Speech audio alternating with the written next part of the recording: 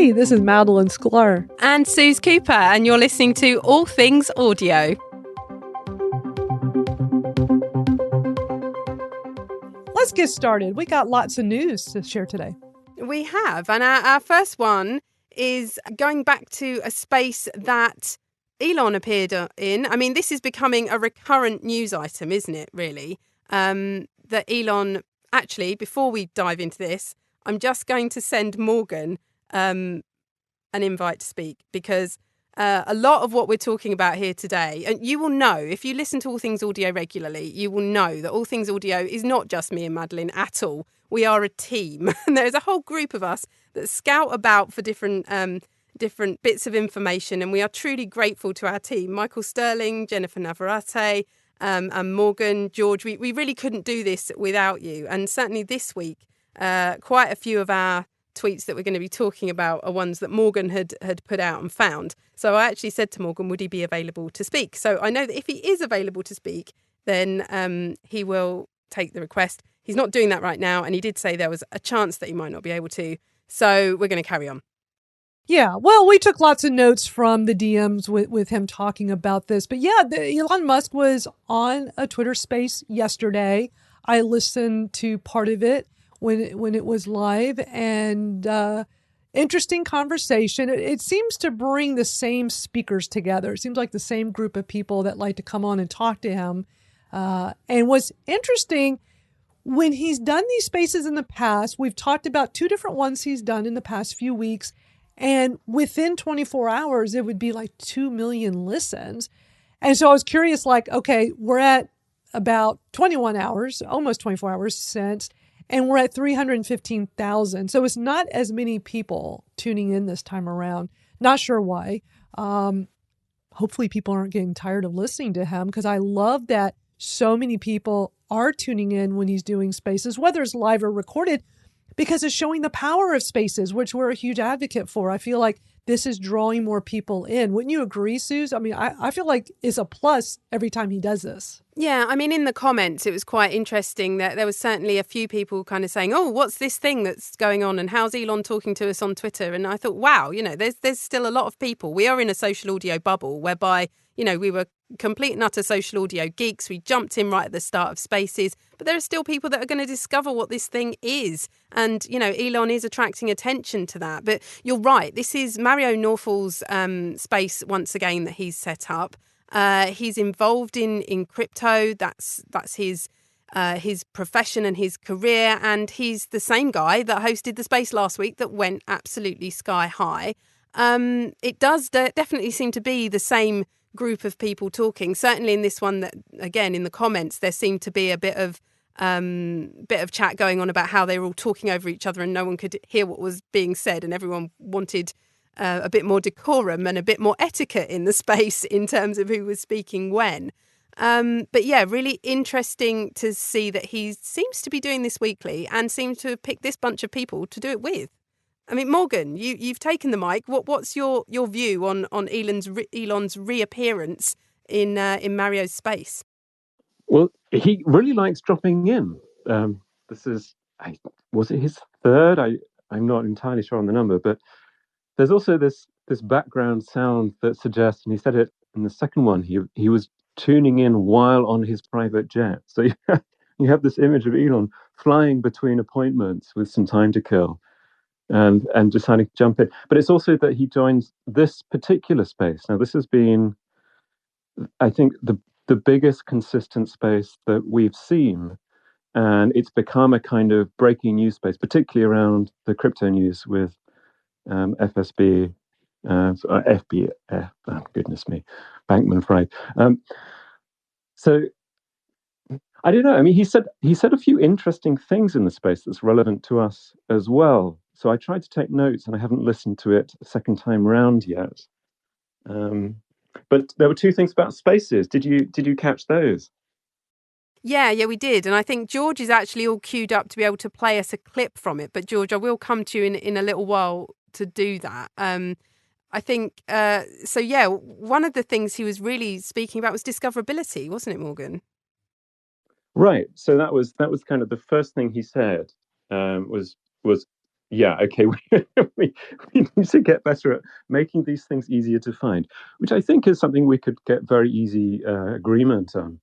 Um, he made a general point. He said, "Look, in general, search on Twitter is terrible, and we need to make it better." So I think also we could agree on that. Interesting that search was mentioned in terms of spaces, but this, of course, would be good, but just other discoverability stuff. He also talked about the top 1% of conversations every year must be epic. So this was interesting to me, I think, because it's focusing on like the very best, the most engaging spaces, which is probably a small slither of all the stuff that happens. So we want discoverability for our things, but maybe our things wouldn't make that 1%. So hopefully there's focus is not just going to like those things. Yeah, I think that would be almost him missing the point of the fact that those of us that use this regularly are using this to, to connect with our community, which is probably quite a small and select group. I can see lots of familiar faces in this space, and it's one of the reasons why I love connecting on here every single week. I'm not looking to be epic. I'm just looking to be connected. So I don't know if, that would put us in the bracket of still being discovered, which is a shame. Yes, I know. Yeah, it's like, oh, spaces as a spectacle in the moment, having this big thing where everybody's around the water cooler talking about whatever's the breaking story on Twitter is of course marvelous, and it's part of what makes Twitter fun and gives it energy. But also, there's a whole lot else that doesn't quite make that is hopefully supported. And Spaces Discovery at the moment, because of the spacebar, tends, I think, to funnel people to a few things that are going on, possibly to the detriment of all the other smaller things that are going on that would quite like Discovery too. Yeah, I agree. I agree. I mean, I'm quite interested in the other point that he made as well, which was about translating spaces into other languages, I think, wasn't it? Yeah, no, that was good. This was very much like the sense was Elon was thinking off the cuff, and it's like, oh, this would be cool. And of course, one of his broader kind of utopian hopes is that this is Twitter as a way to connect the world, and this goes along with Starlink beaming down internet from the sky. And the comment is that, look, wouldn't it be great not just to have real time conversation here, but to be able to have it between groups of different languages? So to have real time translation and some sort of uh, global exchange on that scale. But this was like blue sky thinking. I think probably something like that might be tractable in the future, but it wasn't like, oh, we're going to work on that this year. It was, wouldn't that be neat? I mean, do you think we can expect Elon dropping into this particular space? Is this sort of going to become a weekly thing? Do you think he's just looking about? He's not dropped in with anyone else, has he? So it's just a bit, yeah. Yeah, I don't know. There's probably something broader here to say about what kind of space it is that he's dropping into. So these are people who, if I can speak about this, probably more to the center right or to the right of the political spectrum. There are people who would class themselves as citizen journalists, but particularly in the work on the collapse of FTX. And this is Elon supporting those people and recognizing that this is sort of a moment, and he wants to be part of that. But it's also a moment that is in contrast to what we've seen on Spaces before, which is established media organizations and journalists with name recognition. So this is supporting like uh, the citizen researcher who isn't part of the US media establishment. So that's one of the other points I think that he's making here. Yeah, so one of these this is him building up that on the ground town hall type vibe, I guess. Yeah, interesting. Interesting. So the next tweet that we've kind of taken from you this week, we've talked there a little bit about discoverability, but you tweeted out one of Nima's tweets about the removal of the Spaces tab. So testers using the alpha version of the app were reporting the Spaces tab as missing. So what do we think is going on there? Yes, I don't want to make too much of this. It's so firstly, the Twitter has an alpha version of their mobile client. And there'll be people enrolled in the beta testing and a smaller number involved in the alpha testing. A few friends of the show, Uber or Legion, is one of those. And some of them were reporting that the Spaces tab had gone missing, and it was missing in two versions of this. So it wasn't like it was a one-off accident that then wasn't fixed for the second one. But other people using this client still have it. So there's a little confusion about what exactly is going on there. And I think you mentioned last week as well that a number of us who were on the newer version of the Spaces tab, which was renamed the Audio tab, the one with the podcasts, had lost it, and we'd reverted back to the old Live Spaces hallway. For some of us, that was some relief. We could actually see Live Spaces again. But it's not clear what's going on there. So it seems some people have lost it entirely, others have reverted to the old version, and some of us still have the version with the podcasts. I still have it. I still have the podcast version. It has not gone away. And when I had the new iOS update this morning, I'm like, please let it be gone. Please let it go back to the old. And it didn't. Yeah, I mean, I'm guessing that those episodes are kind of hanging about a bit.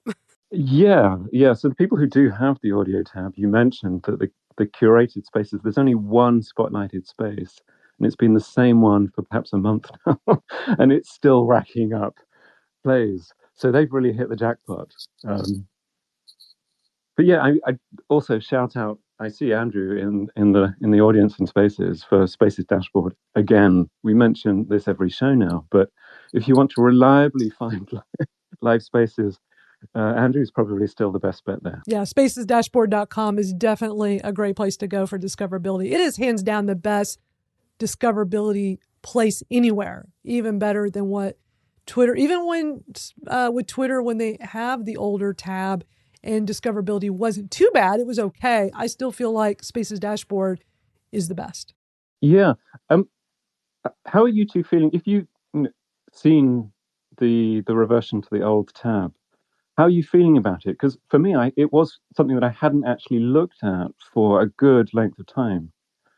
And it feels like a reversion back to early 2022. Yeah, it's definitely an early. I mean, none of the spaces that I see when I open that tab are very relevant to what I'd want to listen to. So I have to scroll quite a long way. I mean, admittedly, certainly this week and latter part of last week, I haven't been around to jump into spaces so much. So I'm guessing, the AI isn't learning what I want to listen to at the moment, which probably isn't helping. But at the same time, the general vibe of what I'm getting through there isn't really anything that I'd click on. However, I am glad to have the old version back. I really didn't like the audio tab. I didn't understand where podcasts really fitted in with social audio. I felt like it was kind of being shoehorned in some way. And I didn't like the way that it worked with the whole instant player and everything like that. So it's been comforting to get the old Spaces tab back, even though I moaned about it quite a lot at the beginning of the year. But yeah, it's been nice to be able to just scroll down and see what's live and what's coming up. And yeah, maybe in time it will start to, tell me things, show me things that I'm actually more interested in than it is at the moment. Does it let you search? No, I think I've just got to scroll. It's just a scroll, just scroll and scroll. Okay, so no, because that's what I miss the most is that ability to type in and search things. This is Michael on Clubhouse. Oh, hello, Michael on Clubhouse. Yeah, no, I was gonna say I like having it back so you can sort of see what's live, but it's still remarkable how many NFT rooms there are, and even follow for follow rooms. I saw a follow for follow earlier saying get 1,400 followers coming into this space. It's like, wow, not much has changed really. Wow, are they still a thing? Yeah, they're still a thing. That's so 2020. Yeah. Wow. But yeah, I mean, you're right. Like there's still all the NFT spaces there. It's not necessarily what I'm interested in. Morgan, what are you finding? Are you able to search? You were saying. I'm able to search, but would rather do it on Spaces Dashboard actually. Same sort of thing. I'm gravitating towards the Spaces bar still. When there's something on, it's maybe more reliably interesting there, and I go over to the tab, and I've been scrolling it, but I feel like there's very little there for me, or if there is something, I'm just not sure what it is. So I feel like, yeah, that some of the discovery work really should be on recommendations again. But then this is the same thing we've been saying for a year or so. So But funny, yet again, we've all got different versions, and I've got a kind of middle version. You've got a searchable version. Madeline's still on the audio tab version. I mean, we spoke before about whether or not that audio tab was in a beta that was perhaps a timed test, and perhaps it would run out. And I know, Madeline, you did get that tab a couple of weeks after me, but I still would have expected it to have gone by now. And as you say in that update that was today, maybe that was the moment, but obviously not. So and so we wait. I've written a thread that is all about what's happened in social audio this year that I tweeted out just before the space started. A lot's happened, a lot has happened, certainly here on Spaces, here on Twitter in general, as we're all more than aware. But, in January last year, we were talking about Twitter starting to test these smaller closed spaces. Were these going to be a thing that people were going to be able to do, or was it just going to be select groups, or how was that going to be used? We were all excited about topics being introduced to Spaces scheduling. We were thinking about LinkedIn launching audio rooms. I mean, that's just a year ago. All sorts of different things that have happened. I've tried to kind of put it into sort of a monthly bulletin in the thread. But Madeline, are you surprised by how much has actually kind of changed and been added and taken away to all of these different apps over the year? Yeah, a lot has happened. It's just hard to believe we're coming up to the end of 2022, and looking at your thread, it's amazing month to month how many things have been going on in the social audio space. Yeah, I mean, the biggest thing really for Twitter was that introduction of the audio tab, I think, but also the launch of Entity. Yeah, which is now renamed Spaces Chat, which, the rename happened in September, which we were all very pleased about because it meant I didn't have to say Entity in such a silly voice anymore. There was also the 30-day limit. Remember that, when we could only listen to replays of Spaces for just 30 days? Yes, that was frustrating. That was very frustrating. So that was a huge improvement where they lifted that, and now we can go back even further past 30 days for replay. So I thought that was a really big deal, I thought. I think so too. And also the clipping feature. So we had clipping that came to the mobile app, which everyone kind of had different thoughts on. It worked, it didn't work, really, it was quite poor for a while, and then it really improved. It had captions. We weren't sure what we were clipping, the previous 30 seconds of what we'd heard or how it was doing it. But, over time, we got used to it, and it even got introduced onto the web in August, which was an exciting moment as well. And then, come November, all our chat recently over the recent weeks has really been about what Musk might do with Twitter and with Spaces, certainly here for us on All Things Audio. And we continue to watch and see what will happen as we move into 2023. So yeah, it has certainly been a year of social audio news. It really has. I mean, it's been a bit of a roller coaster, but we've had some great improvements to Spaces, I think. And looking forward to see what's going to keep coming to us in the new year. I like hearing the enthusiasm Elon Musk has with Spaces. When he was on Spaces yesterday, while he talked about some of the issues like the discoverability, which we've all been talking about for a long time, that's been an issue, he seems really, to me, very positive about Spaces. And I feel like it's something he's going to take very seriously and hopefully provide more features to it. Yeah, I mean, it certainly does seem a lot more hopeful and a lot more like his brain's whirring in different ways about how this could be used. And yeah, we've heard about that blue sky thinking. Yes, George, I can see you in the corner of my eye, giving all the emojis and saying, "I told you so." I know. But yes, it's good. It's good to start getting that confirmation and hearing him talk and seeing him use the feature himself. I think that that was the big bonus for it, really. The moment where I thought, okay, if he can get on there and see the value, like we do, of social audio right here on Twitter, then perhaps we've got a chance of it hanging around.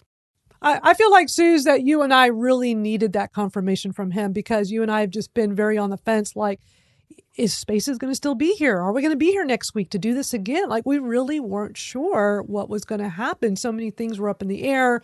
There was so much confusion for a while with Twitter, having new features and then removing them and this and that, and the whole fiasco with the first day of Twitter Blue, the all new Twitter Blue. So it was really hard for us to really stay positive. Like, is Spaces going to still be here? Is he going to take it seriously? I feel like he's really come around with it, and I just feel better than ever about it. Yeah, and that was one of the decisions to simulcast on Clubhouse. And as we put it, Madeline, it was in case Spaces left us. We're going to hang around here until the bitter end. But if Spaces is suddenly removed overnight, like some of the other features that we'd seen, we wanted to make sure that we could still connect with our social audio community. So we've started up the simulcast Hello Clubhouse, and it's a juggle, but it's doable. And it's actually loads of fun sitting here trying to do all the things. It really is. I'm glad that you started that, Suze, because I think it's a great idea. It's something we should be doing anyway. Yeah, I wish you were sat next to me, though, while we were doing it, so that I could actually say to you, oh, can you just do that? Of course. Wouldn't that be great? Although I'd have to hop on my jet, go across the sea to get to you. But yeah, we should plan that once a week. I'll just fly over in my imaginary private jet. Get in touch with Elon. I hear he's got a jet and, he'll just fly you over for me. It would be fun if we could do this in person. That would be so awesome. And we'd have to live stream it too, just so people could see the antics of us on video doing it as well. You heard it here first. It will happen one day. One day. Go on, Morgan. That was one of the things that stood out to me from his space. Is when you said he's come around to it, he really has. Part of that is that he wasn't convinced about the value of Spaces when he bought Twitter. He said, Spaces works better than anticipated. When I bought Twitter, basically, I thought, is this thing even worth it or not? So I think many of us, not all of us, but many of us had the thought that Elon must realize the potential of Spaces when he bought Twitter. But apparently he didn't. And it's through actually using it and experiencing it that he gets it. And I think that is something that we'd probably also recognize, that it's not until you actually use this medium and begin to see what it can do that you really get it. So that's still the hope, that through him getting involved, more people are going to experience it and begin to get it in a way that they hadn't before. Yeah, agreed. Yeah, great thoughts. I mean, one of the other things we were talking about in January was the fact that Green Room was quite quiet. Now, Green Room became Spotify Live, and Morgan, during the week, you actually dropped by Spotify Live. What did you find?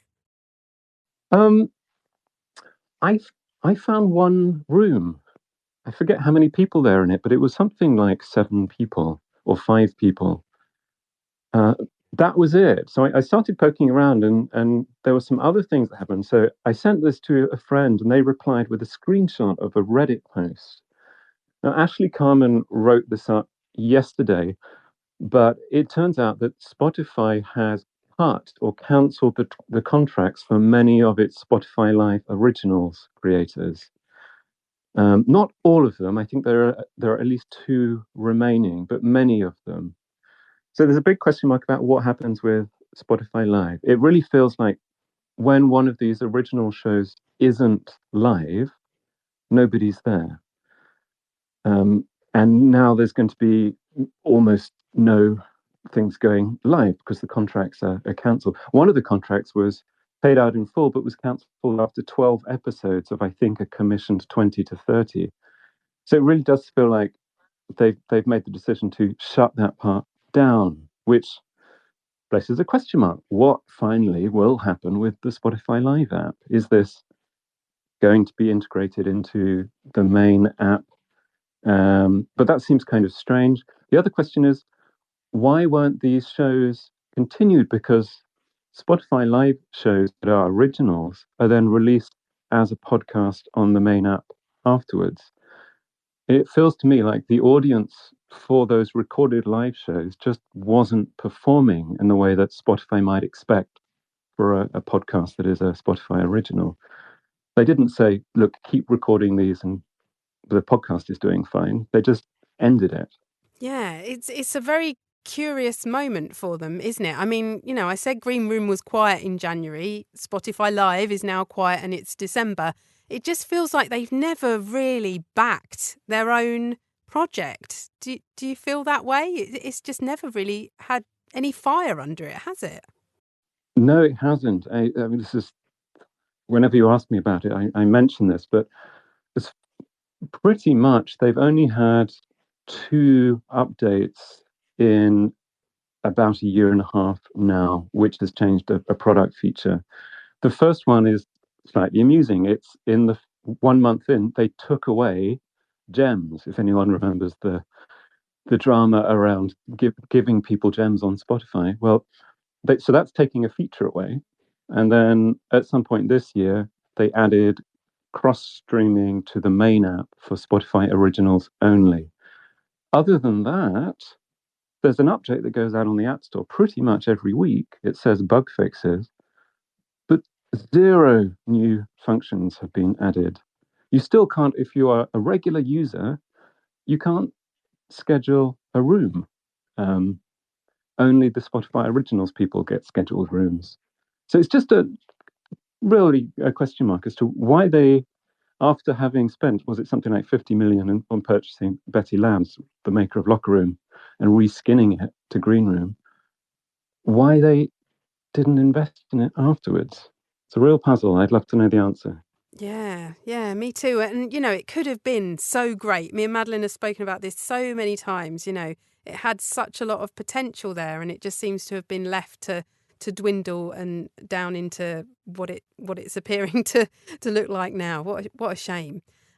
Right, I think this is going to be our last story before I want to explore the music button that has appeared, Madeline. I'm sure I didn't see that earlier when you mentioned it, but the music button has appeared on my Twitter Spaces screen. So I think we'll talk about Facebook, and then I might press that button and see what happens. And then we would love to hear from you all about anything that we have spoken about so far. I'm definitely going to give George the mic, and perhaps he can play us the Elon clip from the space that happened during the week. But yeah, Facebook. So Morgan, you tweeted this one out December the 12th. Facebook Live's audio rooms are officially dead. Today was the deadline to download your data. Now, I'm so confused by what Facebook is doing. They were all for audio rooms. And then in September, we heard, no, they're definitely pulling the rug on audio rooms. And then I think it was last week or the week before, I heard Facebook are adding audio for groups, for admins.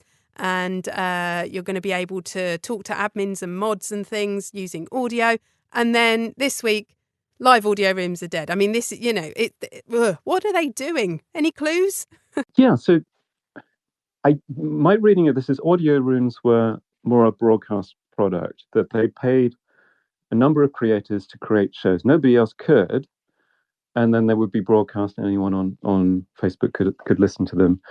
What they're doing, it seems to me, after shutting that part down, is they're building audio into Facebook groups. So this is called audio channels. They have other kinds of channels you can have. One is like a live chat.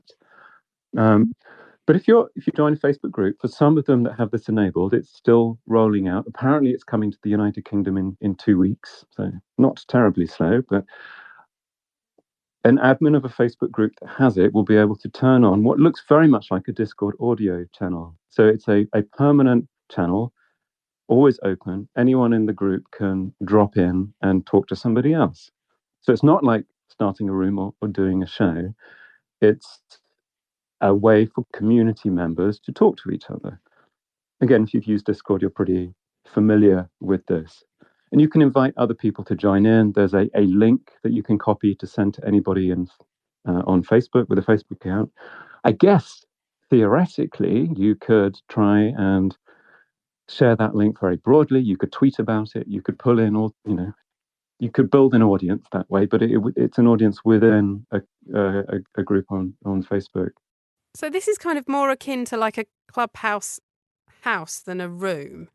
Like, as in you would drop in, like the whole idea of the lounge being always open to house participants. And it's more of a jump in rather than a schedule and join us in this closed audio space. Yeah, I think that's probably a good analogy. Yeah, so as far as A house is also an invite-only community, depending on how you set up the invites on your Facebook group. I'm not an expert on Facebook groups, it has to be said. But yeah, the lounge for a house is something that is, in quotes, always on, in that anybody who's a member of the house can join that at any point and start talking to another member. This sounds to me like it's pretty similar. One, I think, part of this that is very interesting, has potential, is this is not just living on Facebook. This is being integrated into Messenger. So you'll be able to join an audio channel through your chat app. Part of the broader story here, I suspect, is that Facebook groups Facebook as a platform has been struggling somewhat, but the groups product is very successful. And there's a longer term effort to try and move groups into something that's more like a messaging or a chat app space. So we had WhatsApp introduce communities recently, a couple of weeks ago. So I don't know, this is like, again, Clubhouse houses here seem to me to be slightly relevant because they look awfully a lot like group chats. They're invite only and they have a channel that's always open that you can speak to other members. So it seems to me that Facebook's audio channels are more playing in that kind of area than, at the moment, something like Twitter Spaces, which is more broadcast and shows an audience based. Yeah, very interesting. Wow. Well, it may be the last one of the year, but there's an awful lot there that's happened and that we've covered. Definitely want to hear from anybody in the space or anyone over on Clubhouse if you want to raise your hand and you'd like to talk about anything that we've spoken about here or about anything social audio related. I am going to add George as speaker, but I'm also going to press this music button, Madeline, that has appeared on the bottom of my screen. So are you seeing this as well? Yeah, let's hear it. Yeah, this is above where I would hit for the emojis. I've got a tiny little lozenge button that just says music, so I'm pressing it. See, I don't have that. It's odd that when I came in the room, I got a pop-up mentioning it, but I don't see an icon for it. Well, you see, I'm fairly sure when you mentioned it, I didn't have anything on my screen at all about it. And then as I've jumped in and out, from the space, I've minimized the space a few times and come back in, and then I just suddenly saw it. So this now says background music. I've taken a screenshot, which I'll send out after the space because I'm always worried I'm just going to shut the space down otherwise. Background music. Fill awkward silences with the sound of space's background music. Hosts are in charge of the music. Co-hosts can't change these settings. It says autoplay when my spaces start. That must have been the weird sound that I heard at the beginning of the space that I didn't have time to investigate. So this is a toggle switch, autoplay when my spaces start, and it is on, so it is in green. And it says select music, and I've got 4 selections: journey, vibes, jazzy, and nostalgia. Now, I think maybe, was it Alessandro Pelusi who had seen this somewhere and had screenshotted it and shared it? Somebody did, because I remember several months back we heard about this and that it was going to be coming, but it was before, I believe it was before Elon Musk bought Twitter. So I just assumed this was just something that was going to be put on the shelf for now.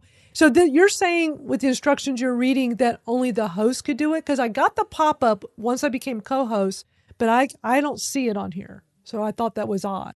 So it says hosts are in charge of the music. Co-hosts can't change these settings. So potentially you could see them, but you couldn't change them maybe. And I was hoping I'd be able to play some for you. But as I flicked through the little toggles for each one, it looks like I can select which one to autoplay when I start a space. So unfortunately I missed the moment there because in order to hear it, I would have to relaunch a space. So perhaps I will do that after this and see if we can hear it. But yeah, it's also rather it's rather scary that I've got the back arrow if I want to come back and see the space rather than looking at this screen that's telling me all about the background music, or it says end, and it would be really quite easy to just hit end thinking I was shutting down the music screen. So I'm just going to press the arrow because the end is still there on that screen, which is a bit strange. Interesting. Yeah. Oh my goodness. Look at all the speakers we have here on Twitter. George, I want to go to you first. Thanks. You have been waiting and you did put in the Spaces chat that that you have the Elon clip. Do you have it there and ready for us so we can hear it? I do. Yes. Wonderful. Yeah, I've been chomping at the bit. Thanks for that shout out before about the I told you so's. So I'll resist that. Oh, it's all in good, all things audio jest. It's all good, all good. Right. Yes. Yep. It's important to understand the context. The session was basically with Mark Andreessen. He was the main guest of this group that keeps getting together from Mario Knopfel. And they all know each other. They're all sort of citizen journalists and allied with that. And Mark Andreessen was talking for probably an hour before Elon showed up. Very deep insights, worth listening to. Then Elon, before Elon showed up, this is very important. They were joking about the fact that a large number of mainstream journalists were coming to this space to find out about what's going on with Twitter. And they were so eager to rebroadcast it, to put out what they were learning, that they were getting kind of angry that they wanted the space to be stopped so they could get the recording. So this happened several times over the last week or so in all of their sessions. So they started a separate audio channel for journalists so they can get a recording or an ongoing recording or something before the space ends. So and they were talking about how Elon is going to be able to basically control access to the press through spaces. And then Elon shows up and does it. I don't think that was planned, but that's what in fact happened. So it's really important to understand the context. Elon's been accused of a lot of things, but never was accused of being stupid. And he picks up fast. And he realizes that spaces is his way of controlling access. Instead of giving interviews willy-nilly to journalists all over the place, he can come to a relatively objective group. They do have people from both sides. They are right-leaning for sure. But they also have some left-leaning people in there who are well-respected and they respect. And it's pretty objective. So he can come into a space like that where he won't get trashed. He'll get pressed, right? He'll get quite pressed, but he won't get trashed. And so he can come in there and kind of let his hair down, which he proceeded to do. He mentioned before the clip I'm about to play that two things that I want to emphasize. First of all, he said Twitter AI is so pathetic that it can't be called AI at all. So he said, stop giving credit to the algorithm or AI or anything. He said it's just terrible. And he's working very hard to improve it. I know there are some Tesla people over there who really understand it, who are trying to bring it in there. And he repeated for a third or fourth time that his priority is on the engine, what he called, I think, the engineering engine, the getting the code into a form for rapid innovation. Okay? He said the simplest changes to Twitter, and presumably Spaces as well, are a very big deal. And that's why they take so long. And they need to redesign the code for rapid testing and rapid innovation. And I think what you saw, the so-called verify fiasco, was stress testing. He wanted to see if he was warned. He was warned in a 6-page paper that the verification would result in a lot of fake accounts. He said, "Let's see," and he saw, and they shut it right down. So that was a stress testing thing to see what would happen, and now they're changing it. So let me see if I can get up the It's only about 45 seconds or so. This is my first time that I've played a lot of music, as you know, and sound effects into spaces before. I've been doing it for 8 months, but I don't think I've ever played a space into a space. There's a first time for everything, George. Right. So let's see what I'm going to press the play button and with crossed fingers. Here we go. Elon, my question is about spaces. Where do you see spaces in the next, let's say, 6 to 12 months? Well, Spaces works better than I anticipated, because I was like, is this thing actually worth it or not? Can I say do I have the right to say you're welcome, or no, too early? Sure. Thanks. No, joking. We'll save it for when he does test It's actually clearly way better than I thought. And I like the fact that sort of you're on Twitter, and then it shows that Spaces is active with people that you follow and stuff, and you can just hop in and talk. Just off the cuff. It's pretty cool. I think we need to be better about saving interesting spaces and making them easier to find. So there's a way to search. Yeah, exactly. It should be on search. So it's like if you say the top 1% of Spaces conversations of the year is probably epic. Yeah. So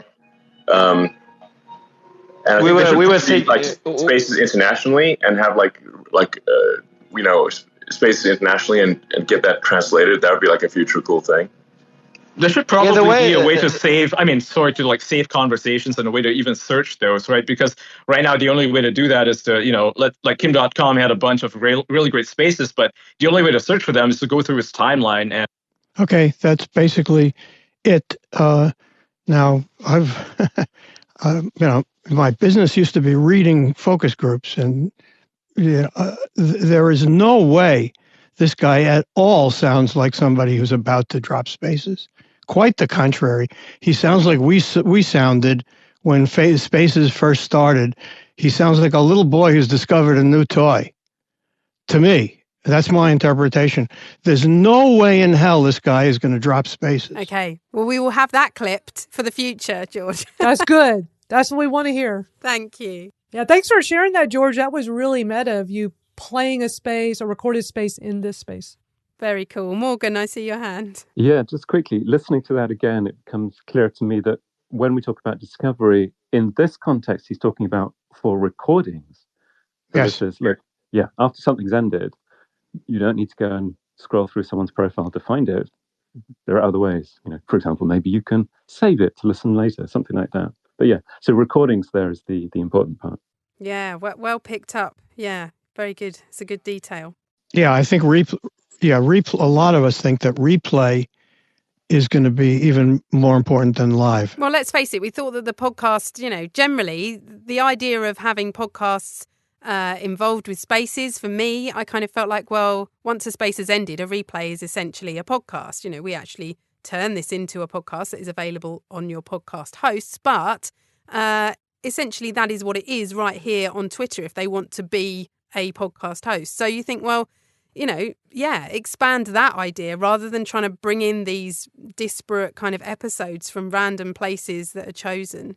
Yeah. Well, but there's one exception, and Mario Knopfel mentioned it, and that is breaking news. His big thing has been breaking news. He gets 100,000 to 1 million people on every space he runs because it's all about breaking news. So that's not about the replay. That's about being the first to hear, getting in there, and it attracts a huge number of journalists and all these people threatening to go away. Yeah, and that's always been Twitter's USP, hasn't it? Exactly. Let's get to our other speakers. Thank you, George, for sharing all that. Tristan is next, and then Ray Ray. Hey, Ray Ray, how are you? Happy Wednesday, everybody. I listened to what George said, and I think it still sounds, to me personally, I think it sounds like Elon is still pensive in a way. And I think that's just like how he likes to operate. That's what I think. I think that he gets the wow factor every time he speaks about little things. So it sounds like he's a little bit of pensive. But I wanted to tell you guys about an app I tried. It's called Chat GPT. and is faster than Google towards giving information. So just wanted to put that out there. It's all the rage right now, that's for sure. I see Tristan's back, and I saw there was a tweet saying that his audio was dropping out. Tristan, thanks for coming back. Hey there. Yeah, not sure what's happening. I don't think it's the connection, but I keep losing spaces for like a minute or so, and then usually it comes back. Sometimes I have to join and come back in. Anyway, thanks for bearing with me. It wasn't as exciting news as Morgan and people have been sharing, but I just was going to keep praising that LinkedIn keep rolling their system out, and we've been having some success with a Tuesday night room and some other events, and being able to join them. The alerts still don't quite go out timely. I always feel like LinkedIn is more designed for stuff that's already happened, and sometimes the notifications happen a bit late. But I have definitely seen them promoting it a lot more. And my only one piece that I did discover, and maybe this is old news to you, is they do record them all for policy purposes in case there are complaints. So even if we can't record them or have them unless you record externally, they are recorded on there for their own policy use. That's what Twitter did in the beginning. I remember that they announced that even though we could not access recordings in the beginning, but they did it for policy. Do you think that that's going to change at some point and that they will be available for replay for the public? I think it probably based on demand, I would say. But usually you've got to just set up a small amount more sort of tech. But once the recordings are there, it's very much easier to provide it. I guess they may just need to, the same as, I don't know whether Twitter went through it. I didn't follow it there, but certainly followed it over on Clubhouse of what does it mean when you're on stage or not on stage, and who has the rights. And you may have to change some terms and conditions, or individual host space to have their own terms and conditions as to what are the rights for publishing that later. Because obviously, by joining a space, a room, a Clubhouse room, no one is technically signing a contract for going to that particular stage or that particular event. So I guess that might be the one that they would have to sort out first, especially because it's a more business-focused forum. I think they're missing a huge opportunity here by not having replays available. I would use it more if I could just go in and hear these replays. It's so rare that I can go to one live. There's not enough of them. It's not like Spaces where there's always something and I can drop in. The ones I'm interested in, I always find out almost always after the fact, or is at a scheduled time I can't make. And if I could have that recording and listen to the replay, I'd be like, I got to start doing this more, and I got to spend more time in here, and I should start doing my own in LinkedIn Live. I think it would draw more attention. Don't you guys think that would be the case? I'll never use it until unless there are recordings, and you can't have a service like this without integral recording. Yeah, because we always notice with so many of us that host regularly that we get way more listeners in the replay than live. Live is always so subjective to people's schedules. And we appreciate so many of our regulars here that do make time every Wednesday to come here, and those that come every Thursday for an hour in my Twitter Smarter Space, and on Saturdays when me, George, and Dariana and Benny host the Twitter profile reviews. And that's a commitment for people to take an hour out of their day to show up consistently for a specific audio event. I think it's a disservice when you don't have the availability for a replay, because I think that's what really draws people in. Rose, I can see your hand there. Thank you for waiting patiently. How are you today? Hi, I'm good. Hey. I'm good. I missed this week's Twitter Spaces with Elon, but I will say that the weekend, was it last weekend or the weekend before, Elon held spaces that had 100,000, and then he held one at night about this Twitter files that he's promoting, and another one the next day. And I had to change a Twitter space and make it go into Clubhouse. I mean, I could have, I guess, chosen LinkedIn, but my guest, it was about hate speech and the Georgia elections, and my guest was active on Clubhouse. But she really wanted my audience because I'm active on Twitter Spaces.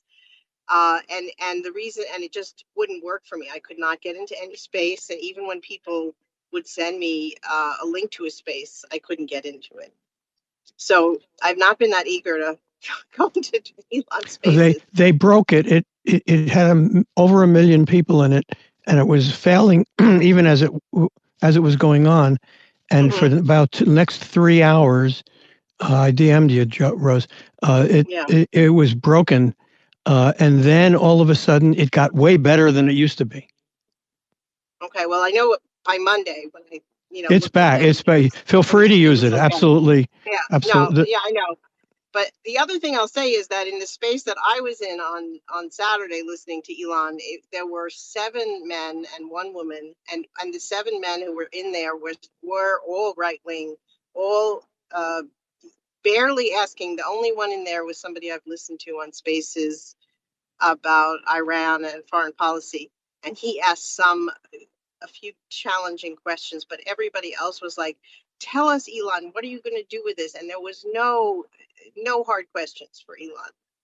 So that to me, George, you were saying these are, objective spaces. I did not find them objective at all. And, he's picking who he wants to call on, because that's what you can do when you're in a space with 1 million people or 100,000. And that's, it's just absurd that he's saying there's that this is what free speech is. The way he's treating his staff, and he's exposing these crazy things, and this whole Twitter files treating it like it's the Pentagon Papers. It's just absurd. And he says one thing and does another. So, I'm still on a platform because I'm not going to let him bully me off. But, it's still a powerful platform. Last night on my show, my live stream show, I interviewed Rain of April Rain, who created the hashtag Oscar So White. And she said she's on it because there's nowhere else to go that has the power of Twitter to rally people around, a call to action. She's done with her hashtag. I agree 100%, Rose, because listen, I've been very vocal since Elon bought Twitter that I'm not a huge fan of his. And there's been plenty of tweets he's put out that have really turned me off, rubbed me the wrong way, makes me question, why am I on Twitter? Why am I using it? But then on the flip side, this is such an awesome platform. I've embraced it for so long. I teach it to people. I'm known for helping people learn how to use it in their marketing, and I don't want to stop doing that. So it is really this love-hate thing, and it's really frustrating seeing some of the tweets and the things. And then just today, he suspended that Elon jet, whatever that jet one, the kid that does the monitors his jet, when he specifically said just recently he would not take it down, and all this talk about free speech. But we don't need to get into all that here because really we just want to focus on social audio. We're already past the hour. But no, I totally get what you're saying, and I agree with a lot of what you're saying here today. But I guess I wonder, I just don't believe him. So if he says, like George said, that he sounds like a boy, in a candy store finding Twitter Spaces, well, okay, but, show me tomorrow what you're going to do. It's wait and see, for sure. It's just a wait and see. But he's showing interest in it, which I think is a huge plus for all of us that are really all in on Spaces. Yeah, I was just going to comment. That's the thing about citizen journalism. I mean, that term has been batted around a lot.